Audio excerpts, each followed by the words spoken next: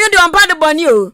enti sa wo ya de pot bi show sa na boni ni ba mu pe wo skate besi enti ase ututu fam kura ke ka sam resh bese wano egum a etimiji boom epie echa explosion elu sa nkomo yo mudi ni kukuwa mu inaja ebi pie ya ne Ghana mrashe bedwam chiame Right Honorable Alban Kingsford Bagben se da bi a pani a wotena fie man kwadare na nka no yebu na nkarefo nkase pani de okanya no mentie be kan waka ho ukura ne be start afiso wan ansa ne yakotu 3 anu nti wodane asam no se yente basum kuo na yehwehwe sa tape ni mu na poboni we de anya epoketwa epotantele mu tele we de ekum nipa bom man bokuro anu nti mpanifo hwehwe mu afrafra wo mu a esusu so mo voice wo mo ba baji tum zampa yan nie agro nie beshem kina ye nie IGP dia mo number kra uhwa Ghana bakwasemu a wono na chese wo mo ntwata ukra nti enya se otanhu na emom onya adwuma eni o mbeke kansam ase ate wo ma no mu ahoma ke kansa ase duru ache wo mo kansam papa na enu mo na kwanya foforo beda ho na watwi mu anso ma IGP so no so mbapro na num nsam IGP kwatena ho no mo agya wo mo to nsam ne ba no audio no wate say no se audio ndia matio na chese ni ho adwuri ni papa wose wo hwe emodembo eni ahode a wode ye IGP adwuma no na enkwafo bi nsonso mo ntiom ho ase mo pa IGP ni bia dinti wo mo tie mu bonachi edufu ni watire hono mo a eya ahomete na ehye ne pa Dr. George Akufu dampare to ane samso bia mu a na wo ba mane echem se asem ya si ni tape ya ba hwanya nyina da no ahanu atete ne kra in fact na kuma bubu broken heart kra ewom just asem na hye ne pa na oyi ono asem na hye no a efiri hono mo a ne yire ne ma ene wo mo do ni nyina ate audio ni mu nsam ana tape ni mu nsam no obia kuma afefere ho tese obia kuma atete se eba ne san ana mokotena se bopo boni sei efa mo nyonko nipa ho enti o se asam na aba beda adwa ne de anyame anim ne kurani ahano. Those wide allegations without a shred of evidence has brought a lot of pain to myself, my family across the country, and especially my wife and children. That you are so patriotic because you believe in what you call Pan-Ghanaianism, where you think that because of your multi-ethnic nature, everybody you see, as long as the person is a Ghanaian, is your brother or a sister, mother or father, uncle or auntie. Then the pain also to my command, my leaders, my team that we work together that you all know, and the pain to the thousands of police people who are appreciating the strides that we are making in transforming the organization to be the best institution in the country and a reference point for the rest of the world. They came, the police leadership that I lead and the entirety of the police service, without, until today that I'm being told that now they have some evidence, without a shred of evidence. Nipa utini nkai ayaposisa dom Dr. George Akufu Dampare. Na enu achire ana aya polisi ni peninsu aja kaneno na waya chief inspector ewo krom hapa jesi wakona humijiem SY amwako retired enso editu dwachire mu se nia ekoso wo polisi kwani mu asa kwankwansa polisi abamu a aboni nyame fa ne kransie ye kasa breda ne nwum weki abetopa kwankwansa polisi awurade a enkofo bi atrofo ya se ma na kwankwansa fo na mema bi su di kwankwansa capital K ama wuti a uyam tumi je uwim mema bi kwankwansa fo dodo na enu mo na owura mu akokire se kwankwansa ya ze piem wo polisi kuo no mewa mote na de atia pane se kwan ahudro ya fa so efa enkofo adwuma ni mu polisi adwuma ni mu no se enya kura who you know se woni mobi na nipa betimi aboa na de wakwa akowura mu a ene na na se hurudu moko ankane no se ansa de befo obi polisi adwuma ni mu no ye kobusa usukum se na usuban sitia wakumobi da wayo obi bibida in fact sempa na obobrete wo sukum ye busa sukum wi a ya bafie abebusa wase ansa ne yaje watumu se polisi na na di hwan ayi monka nche no utua 20 million de obekọ enti 20 million de obekọ na se nipa ne ewudi ne yankwankwansa ni atwa nkontompo gu kofo so a eno ane se wurudu okwa wuram enti de mpanifo yi kire ne kwankwansa omudie no osi asechira nkasa enie police system me akase samri ya yewuru die nema pi asesa because mbra ye kodi police no ye enlistment awi no na ye dam school awoko ye koye check up say school ha na wona conduct say but no obi na we police na no whatsapp kuraso na fura ni bia no kan pie e wo tachima na o de ne dia beto say o je police atade nti na say changes ame me hu na police adwan say wo must be the protocol ya ye too much every inquiry na kudu panyifun ena say wo motiso na wo backbite wo ani awuti ayi oya kane chief inspector ana owo polisi kuoni mu pa ye janu odi ni kuene wakwakwotena chire oluman na samu onu so edi tudwa no SY amwako retired ye toa anwume no sia akan kase no so na meka wo say wasu gusu ya wutie kase yi ewo Ahenkan FM what wasum na meko aduane fantini beka se eziban broni beka se food french ni beka se baprius tore na enie aduane amikom ni ejene aduane bia anade bia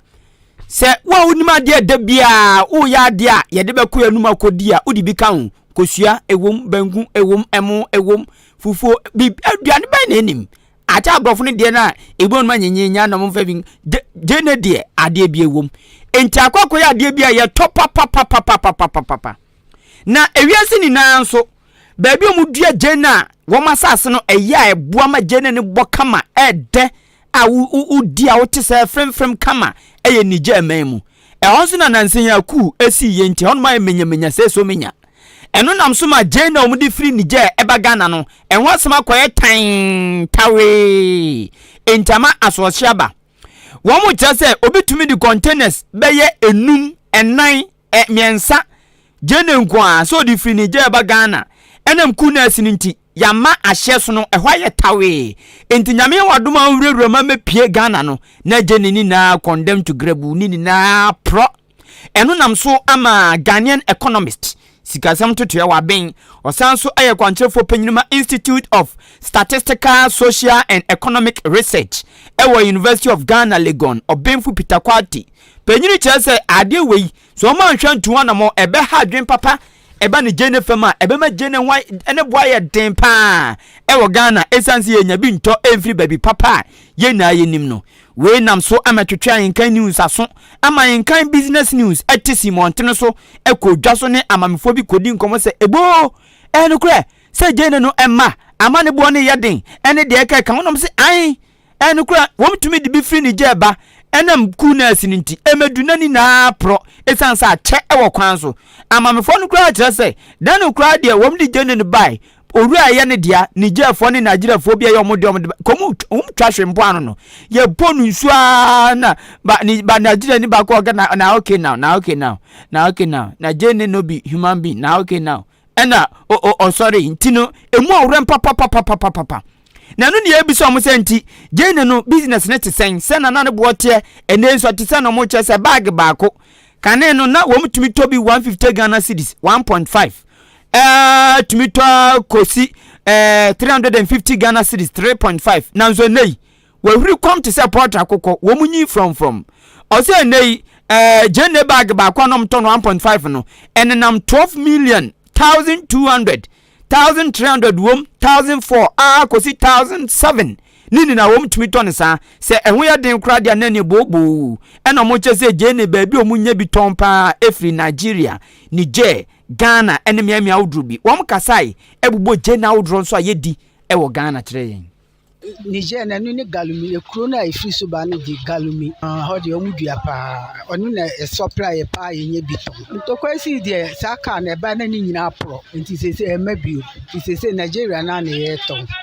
enu tete no ani na di kan ba e ene no so efe ene no so hu na wokon ado no so e fimfrim sese de ne bone na to le bi e be ko 16 million be wanya no fukra na obenya no 12 million 12 million also no dodo ni nyina pro media metons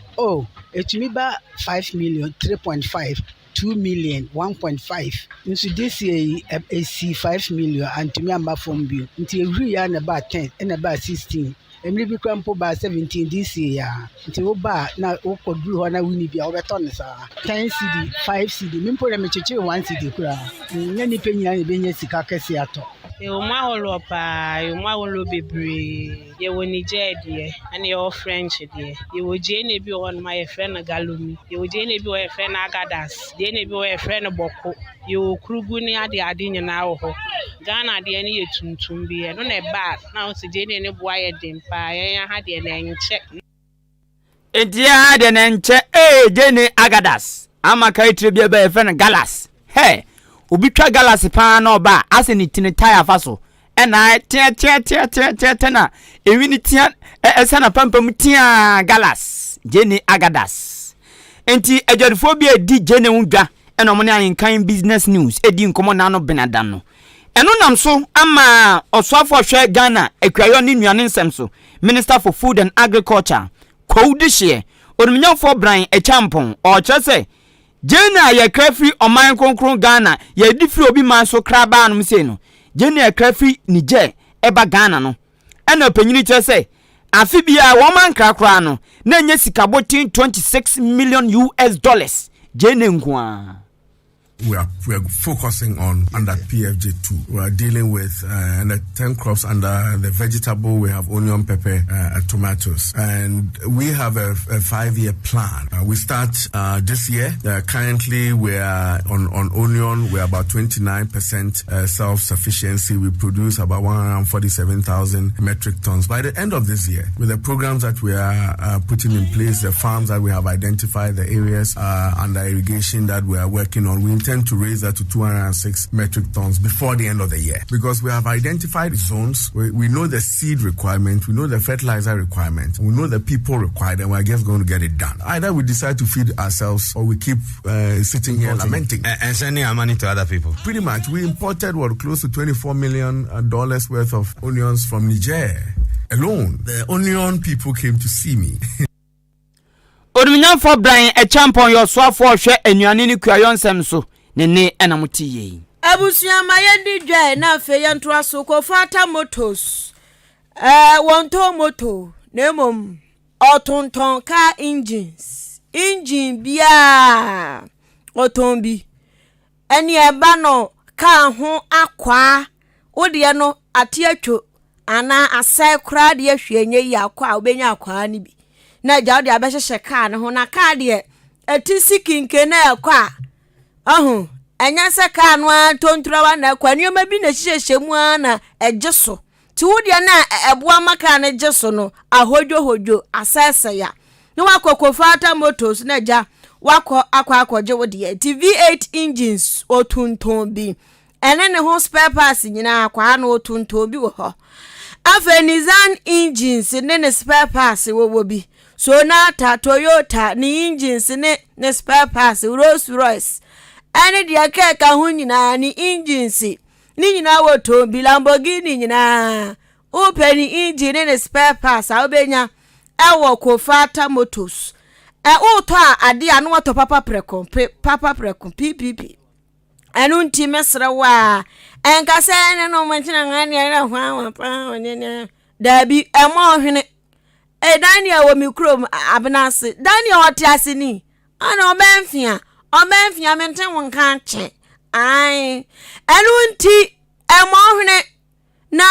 enkwankoto de ewo kwanche koto bekuma no uto Jesu bede tanyenye ubehu anse na akoje wasi anafo ho edito papa papa breko na obepre papa breko ya aboso kan enkrampupuni mantamo ena obehu Kofata Motors bibia ni abia pedi bebre akra tonwa upedi bebre atonwa fra number yi nebusa mu ebikwa no de abro 0302 689 0302689689 na any Kofata Motors for twetwe nkomo Rich Electricals wamo so eba no light ho nioma wamo tunton bi pa wo ceiling fan nyina wo ho standing fan unsa fan ne ya wo blade tenten ni blade adantamu ni blade ketwa ni nyina wo bi solar fan ni jese bibia owobi ena fa so light no ankasa ne yeba ne chandelier wo bi enu ya de bosoro say ya obekọ obi dem na chandelier ibo kwatim say you edan no mu ofe e bright dan no ankasa ema bibia ye fine POP light rigina wo bi corner light ring light in fact light bia wall light de solar de ne de enye solar unza bi wa ye de to awiem na charge ni nyina wo bi switch all types wires chese bibia dia fa light homa light ya papa de Rich Electricals plugs sockets dia ben stabilizer omo friends stabilizer se dia ben ni nyina wo bi extension box ni ade chargeable LED bulbs any wiring pipes ni nyina obi na behu na kira kwan ewo dan estate oben wo green pharmacy bibia ni amesrawa mamefa we ntwam so se oye free fixing enti se ukto bibi chandelier ise se wa mayan fixi ama wona agi kungure waso ye be ye hye okrom hase no ne boarding enu ntie ko fixi e de amount free umpe ye na apede ye hinja ye nka ye grandpa chombae wo kan wa say you go explain tire na me to na me do na bo ho na dabi wo be kirekire mu a ni owura no won triase enti manipa no no a be fixe no enko fixe no akukode intempestuous lymphoma 0591 651 688 0591 651 688 and 0241 666508 0241 666508 na omobejoso ye nkwankose ho yare ye call Jubilee Hospital me pacho je atitu bia onipa yare akọ hospital ne ja mantwa na ni ba bi kan de ye so kwatitu fo ja kakra pusa ma onsem yakọ mia hese nso ba akwantre ye tenya yi akwantre nkwa titu na apemfo nkwa de na mmbo onyemo hospital eye tuba bi nso anya wo mo na obi ti se bia wo eje krom o wa de krom o ama krom a hospital kokora na okon nunu ni nasefo na obesese tuetue bia mene me bia hwehwe bia kusi so obewa akwada no to wo ne se papa o boni o ma waba asase kwa de waba entimpa chow so wo akonya no wo access to hospital a eya akọ titu ni se wonyem ena se yare bia hawa eya akọ hospital na abemfo nhwa de kra haw no mo nhwa aduru de kan ebetu ase a haw eno na ya ma ye mfum so no to bon mo yare bon se fine obenya duro bia no bon se duro no yare no kwa enche na samba so hospital na abemfo hwe di vidie hwe enhu ade kro na ehu de de kan ebetu ase enkonsa amabim enfidie de hwe yare nipa ewo nipa odo na omunim se nipa na ewo nipa na sie nipa nti womunya brema nipa nim se nipa wadwuma ye de nti womu ti omanim nurse for na doctor for na omagia wo security management womu na ti omanim kama eno ani Jubilee Hospital ko ni enje wa tu ni empam oyare ne ma wo botan nti a wo mte wa no entu so yare abotan ne se wo bekọ sanse wankọ yare kitua bi ebetumi adi wawu yare kitua bi betumi ama bibia bedane krankro ewo so ade bi nso sane de ya pa mesi nyankopon ade ya ne se yade wa hwe ye wanya hwe ye waduane wudi nsuo bi a wonom nti ama yade bi abo akun no nyankopon kro ye odwa sa ade ne pa on de ope home ko na what a shock na wa yade bi na ye wa pacho ti kayo kamini na no eto betwa ote dwe ewo video mu a tutumika ko Jubilee Hospital yade bia meka no majaden yade bia no ko test how do na peso ye bibi biara no wombeye ama atimoda ene aboabo kwantempo no so ye frɛ baabi amantra ɛhɔ na ma amene papa yi Jubilee fo wo enti utam ka ya na wakae sɛ me kɔ amantra Jubilee Hospital uko Jubilee Insurance ye adwuma canteen so ɛwɔ hɔ bibia ni na wonte ase afrɛ 0244 575799 0244 575799 ana 0241 784 645 0241784645 ma yantua over the week kase bono eso Ahenkan FM ukopiemu awa akwatia ne mpatemu a ampipi for ye abunufu ebe ha dwen ampipi ani andisi anti anya andisi we dey ya ampipi for kwanswezi chairman yo wo akwatia onibonyamfo ya abado adi atu dwa ya wode enkotosre nkoto na na adu anim se dwasa adan yo se na na yesra pa excavators na wa heha magene de fayazman na yale papa onibonyamfo ya abado echeche din sem no kire se ewube piem ewa akwatia ni ntwo ni ntwa asemu a ejuma kakra wo mo ya tutututu dan chambo ni ade egodi kakra de fiafia ho anya ejuma kakra anya kakra de show mabusua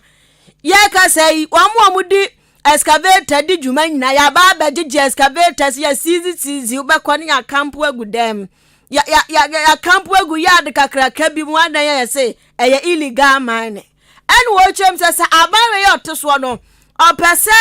wo hwe na breaking the 80 and watch no beso obum say dwe na je ground ya eni osra pa kwatiafo excavators awaje no anfoma de anfama wo mo to ani samsu bia de wo chem say excavator ya gitie na emaburu nya adwuma anya ewache makwatia ne mpatam enu nti se adwuma bekoso na mabunu nya bia yo na sika ba akwatia no mo nso anya akoma mutie akwakoto aba ne dia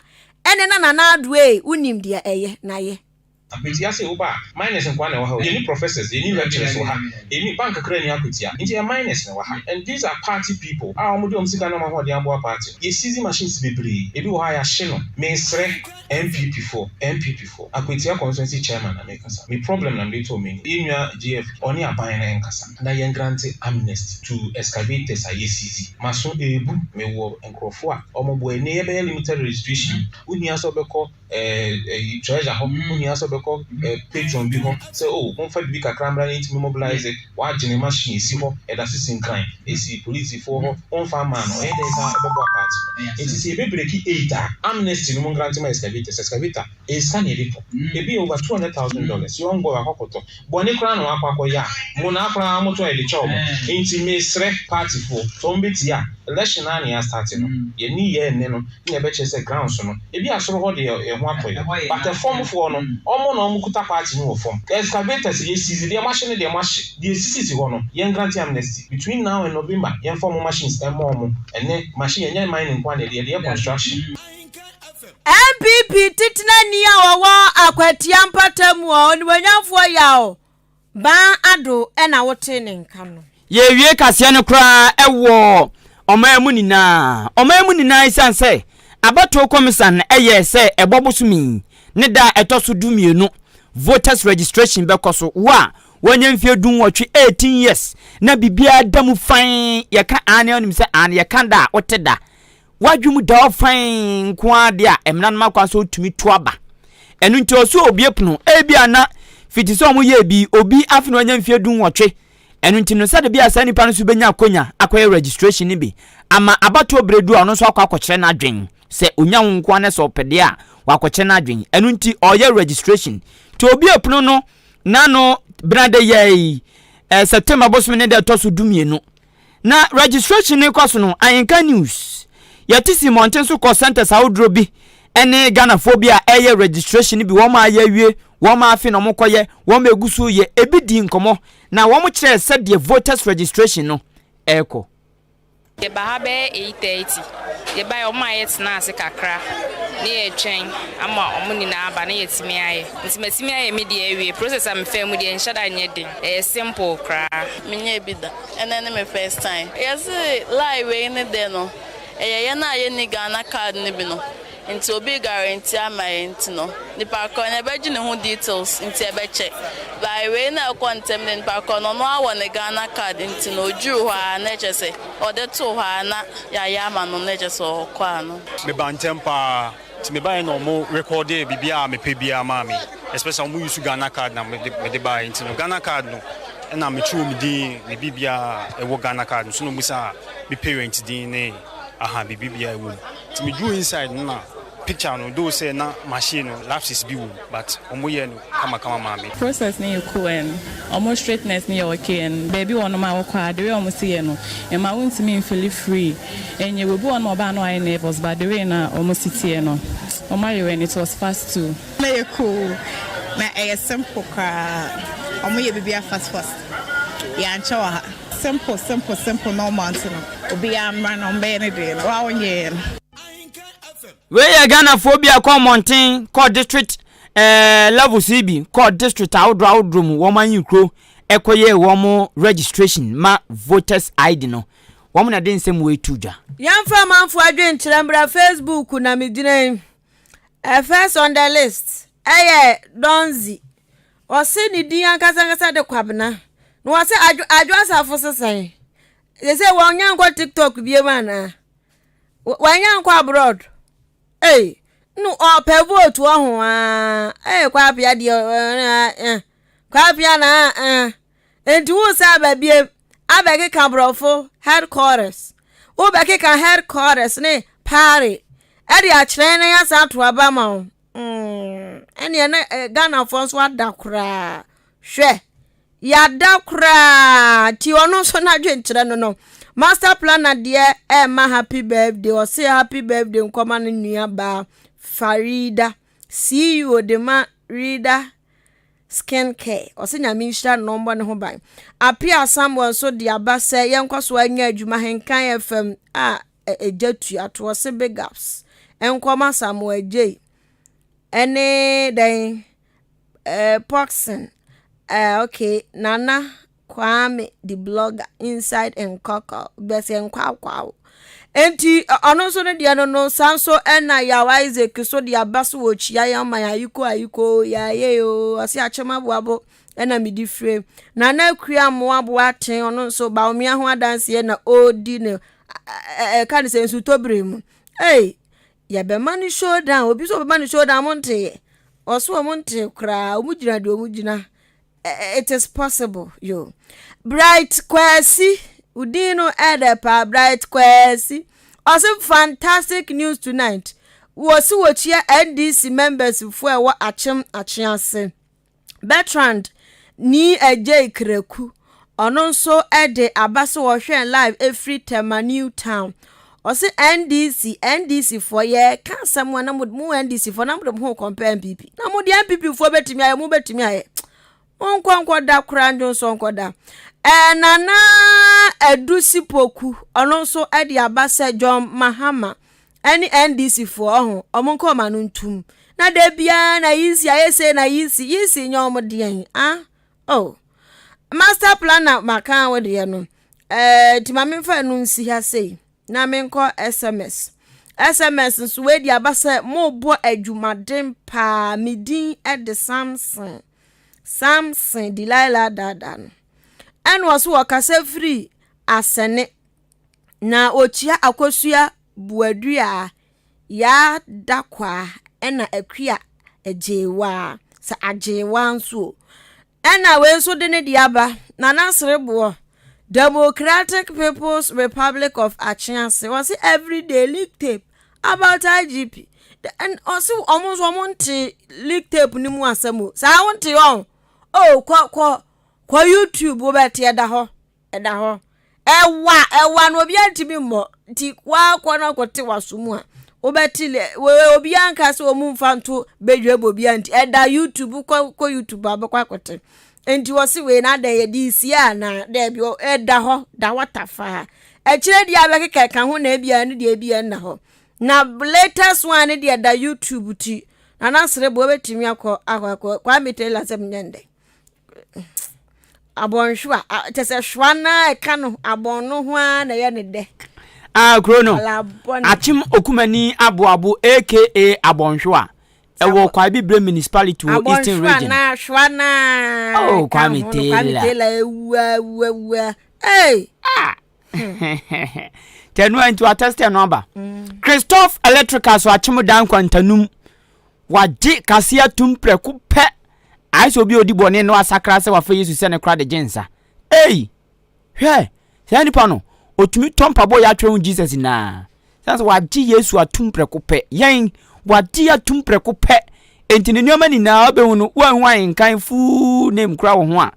obehu ye careless wo adekro no Christopher Electricals danko ponhira wadi atumpreku pe yayi ewo achim odan akamani junction onu so biem se deja ya all fire life yayi said your tinanim nenti obenya che rough we mu bodua nka omo as a school ni a obonidua agro na odi e kanato yayi ubonidua sere ye be jat free ono or tinanim a very good man ti yayi does sound so wadi atumpreku pe wo fa yaw dente ewo achim asene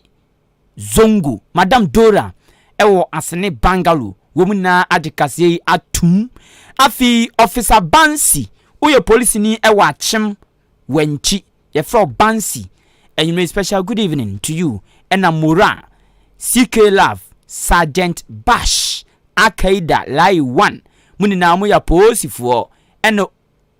boss Maxwell Owusu onso ye police ni mu na mo achim odan yankopon hia mo adwuma mo ye danso onhia mo na mo nkomanim pa every weekends bibi o ye chiatiefo nyina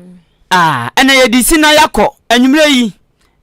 mekọ kra no oh anafi Godwin